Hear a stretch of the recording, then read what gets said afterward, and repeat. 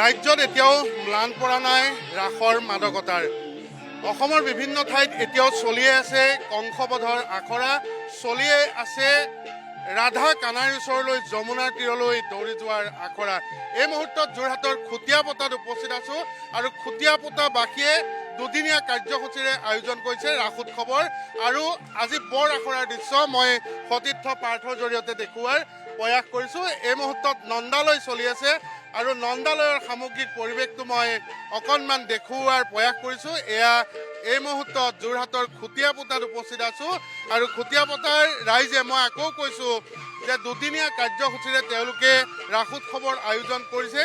এই মুহূৰ্তত এয়া নন্দালয়ৰ ছবিখন অকণমান দেখুওৱাৰ প্ৰয়াস কৰিছোঁ। মই অকণমান নন্দৰ পৰা কিছু কথা জানি ল'ব বিচাৰিছোঁ যে দুদিনীয়া কাৰ্যসূচীৰে তোমালোকে আয়োজন কৰিছা, কেতিয়া কেতিয়া হ'ব ৰাস? আমাৰ ডিচেম্বৰ 28 আৰু 29 তাৰিখ।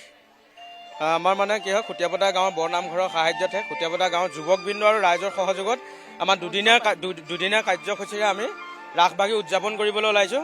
আমাৰ ইয়াত খুটিয়াপতা গাঁৱৰ যুৱকবৃন্দৰ লগতে তথা অঞ্চলবাসী সকলোৰে সহায় সহযোগত আমি দুদিনীয়া কাৰ্যসূচীৰে ৰাসভাগ উদযাপন কৰিম। আমাৰ ডিচেম্বৰ 28 আৰু 29 তাৰিখ, অসমীয়া পুহৰ 12 আৰু 13। নিশ্চয় মই আকৌ দৃশ্য দেখুৱাবলৈ চেষ্টা কৰিম। লগতে গাঁৱৰ জ্যেষ্ঠ এজন ব্যক্তি আছে, মই অকণমান চমুকৈ কথা পাতি ল'বলৈ বিচাৰিম। লগতে আমি নন্দালয়ৰ দৃশ্য দেখুৱাই যাবলৈ প্ৰয়াস কৰিম।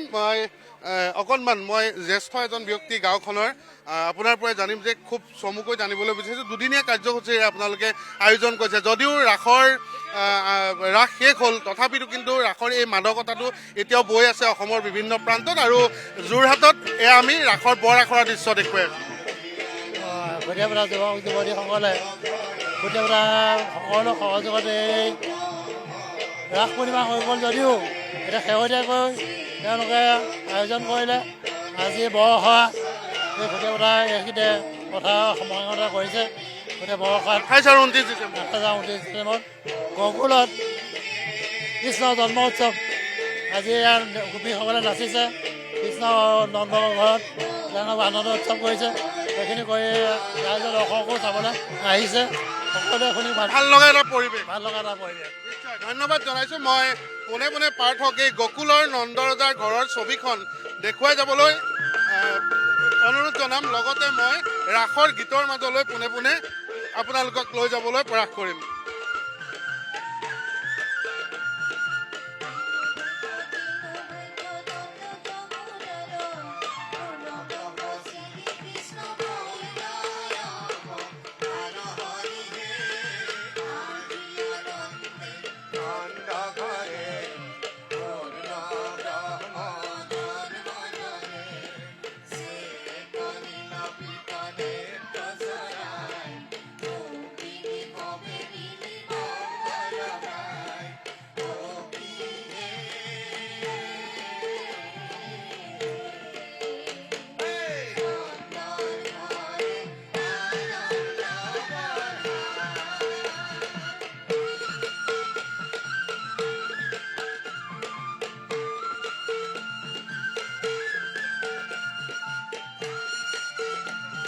এয়া গকুলত নন্দৰজাৰ ঘৰত কণ কণ গোপবালকসকলে নৃত্য কৰিছে। কৃষ্ণৰ জন্মত আনন্দত মতলীয়া হৈ পৰিছে সমগ্ৰ গকুলবাসী।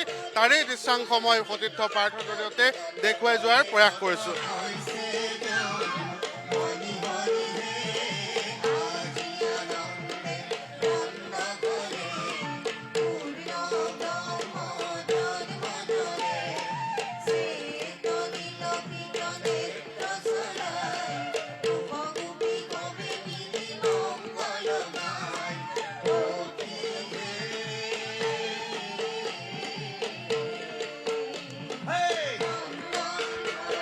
আৰু এয়া গকুলৰ ছবি এই মুহূৰ্তত দেখুৱাইছোঁ যে নন্দৰ ঘৰত আনন্দে নধৰে। এই মুহূৰ্তত খুব সুন্দৰ ৰাসৰ গীত বাজি আছে। গতিকে মই আকৌ এবাৰ, যিহেতু দুদিনীয়াকৈ অনুষ্ঠিত হ'ব, এই মুহূৰ্ততো ৰামধন আৰু নন্দ দুইজন মোৰ লগত আছে। সতীৰ্থ পাৰ্থই দেখুৱাব কি বাৰ্তা দিব। খুব এটা সুন্দৰ পৰিৱেশে বিৰাজ কৰিছে এই মুহূৰ্তত। মানে আমাৰ সমূহ এই অঞ্চলবাসী ৰাইজে, খুটিয়াপতা ৰাইজে, মানে অঞ্চলৰ সকলো ৰাইজে যিটো সহযোগ কৰিছে, আমাৰ মানে আগতীয়া টাইমত নহ'লেও আমি এতিয়া বৰ্তমান যিটো আমি সকাহ পাইছোঁ, আনন্দ পাইছোঁ, সেইটো বহুত ভাল লাগিছে। পূজাব পৰা আনন্দ নন্দৰ ঘৰত এতিয়া সীমাহীন ব্যস্ততা, কৃষ্ণৰ জন্ম হৈছে, কি ক'বা? আনন্দ লাগিছে আৰু আনন্দময় হওক আমাৰ সমূহ অঞ্চলটোৱে। নন্দৰ ঘৰত যেনেকৈ আনন্দ উৎসৱ হৈছে, সমূহ অঞ্চলটোত নতুন বছৰটো যাতে আনন্দময় হওক, সুখময় হওক, তাৰে আপোনাৰ চেনেলৰ যোগেদি কামনা কৰিছোঁ। আৰু এতিয়া এনেধৰণে যোৰহাটৰ খুটিয়াপতাৰ এক উখল মাখল পৰিৱেশে বিৰাজ কৰিছে। চাৰিওফালে কেৱল মাত্ৰ আনন্দময় এটা পৰিৱেশ। বাৰ্তা দিছে সমিতিৰ ফালৰ পৰা যে নতুন বছৰটো সকলোৱে আনন্দ হওক, আৰু এই মুহূৰ্তৰ দৃশ্য মই পোনপটীয়াকৈ আপোনালোকক দেখুওৱাৰ প্ৰয়াস কৰিলোঁ।